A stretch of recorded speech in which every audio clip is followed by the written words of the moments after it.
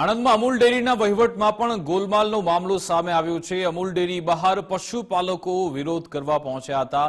જમીન ખરીદી કૌભાંડ સહિતના આરોપ પશુપાલકોએ લગાવ્યા છે।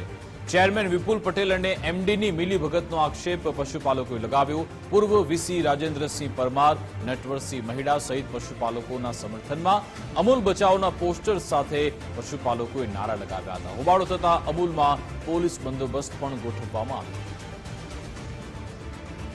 તો અમૂલ ડેરી પણ હવે વિવાદમાં આવી છે। પશુપાલકો વિરોધમાં ઉતર્યા છે। પશુપાલકોનો દાવો છે કે આમાં ગેરવહીવટ થઈ રહ્યો છે, મિલીભગત છે।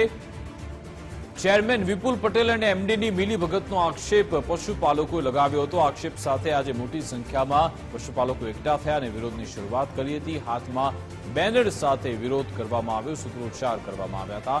અમૂલ બચાવના પોસ્ટર સાથે પશુપાલકોએ નારા પણ લગાવ્યા। હોબાળો થતા અમૂલમાં પોલીસ બંદોબસ્ત પણ ગોઠવવામાં આવ્યો।